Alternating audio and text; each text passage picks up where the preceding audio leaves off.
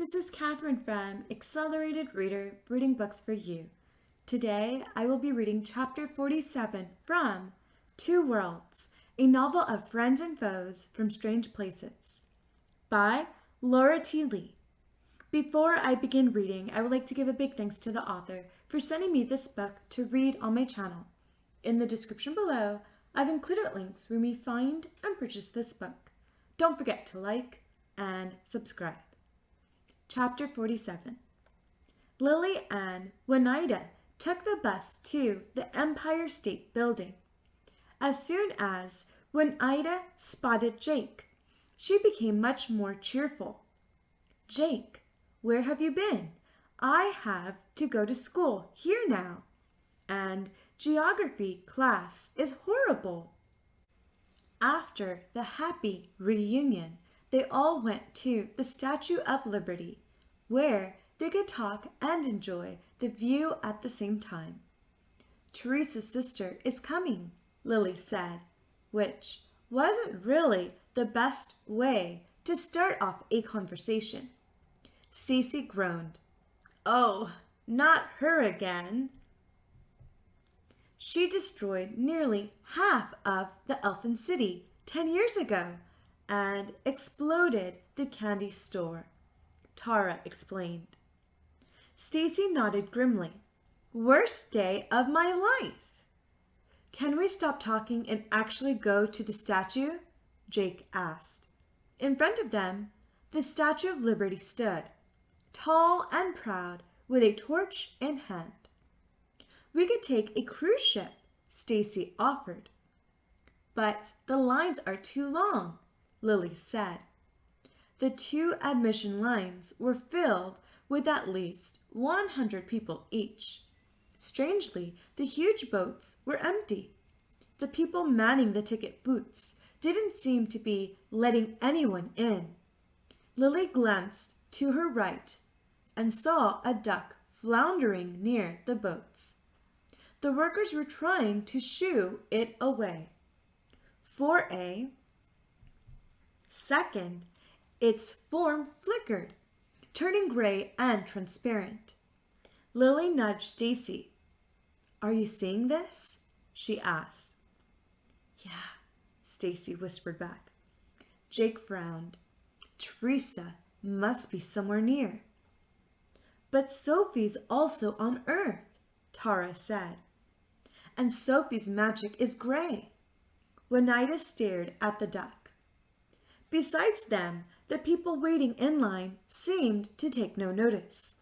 Lily realized that the duck only turned gray when it looked at them, and the duck never looked at the people. Whenever a worker got too close for comfort, it swam further away, quacking in defiance. Suddenly, it disappeared underwater. Juanita squinted at the water. "The duck's gone," she said, rather unnecessarily. Lily looked up. "Guys, maybe we should leave," she warned. "We're not safe here." "But where's Sophie?" Jake asked. "Or Teresa?" A flash of black and white caught her eye. It came from the observation deck of the Statue of Liberty. Someone, a woman, was standing there. Even from 50 feet away, Lily could see how she possessed Teresa's smile. She vanished in a flash of gray. "Tara," Lily warned. "Get Juanita and go somewhere safe. Jake, Stacy, you too." Tara tried to follow Lily's gaze. "What's going on?" 5 seconds later, the statue rumbled. A massive shockwave of gray light expanded outward from the statue, sending everyone sprawling in a high-speed spray of water. The statue shuddered and came to life, snarling. Its eyes locked on Lily with a disdainful look. It vanished, leaving behind several curls of gray mist. Lily groaned and sat up. Her friends lay sodden on the grass. Already the wailing of police sirens and ambulances could be heard. As Lily struggled to stand up, a force slammed into her, knocking her flat on her back. A young woman stood over her. Her long straight hair was a pale blonde color that could have been mistaken for white. She was dressed in a black motorcycle jacket and pants. "Where is my sister?" she said. "You mean Teresa?" Lily asked, still dazed. Sophie's eyes blazed as she sent gray mist curling around Lily's arms, lifting her to her feet. "Yes, Teresa," she said. Lily sighed, trying not to show the mixed emotions stirring inside of her. "Well, you've come to the wrong place, because she isn't here. I know who you are, Lilith Clare," Sophie said. The gray magic tightened around Lily's arms, making her wince. "You are just a weak human, and I could kill you in an instant. First, I would prefer to be called Lily, and I don't know where Teresa is," Lily protested. "Obviously, you know," Teresa's sister hissed.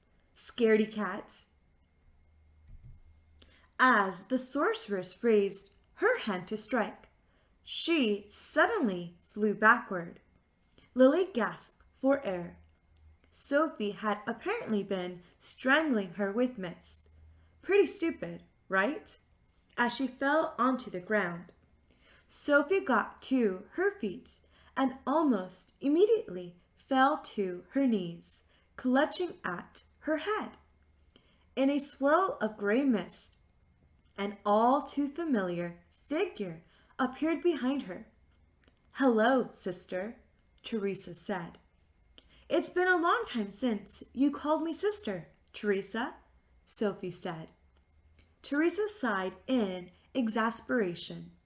"When are you going to be nice to me?" The queen sent gray mist flying toward her sister, but Sophie was faster. She thrust out her hand, and the mist flipped direction, spiraling backward and curling around Teresa. "I could capture you right at this moment," Sophie mused. "You were foolish to come here, sister." "Ha! I have become much more powerful over the past few years," Teresa replied.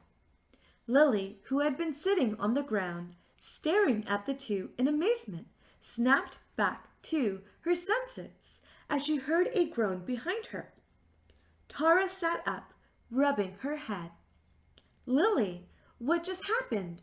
I feel so gah!"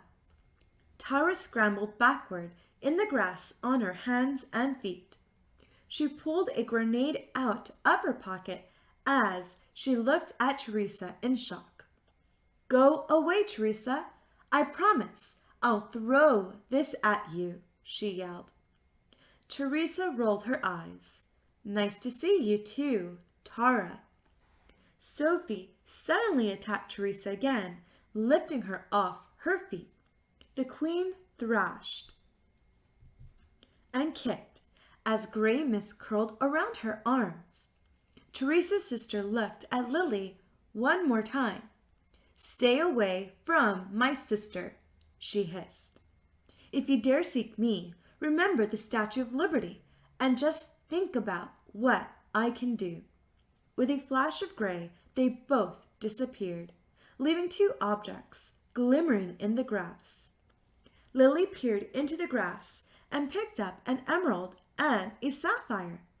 Juanita, who had just regained consciousness, stared at the sparkling jewels.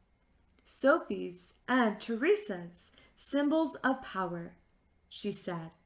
"Stay away, they might be dangerous." They helped Jake and Stacy to their feet and staggered away from the scene. But Lily did notice something about the gemstones.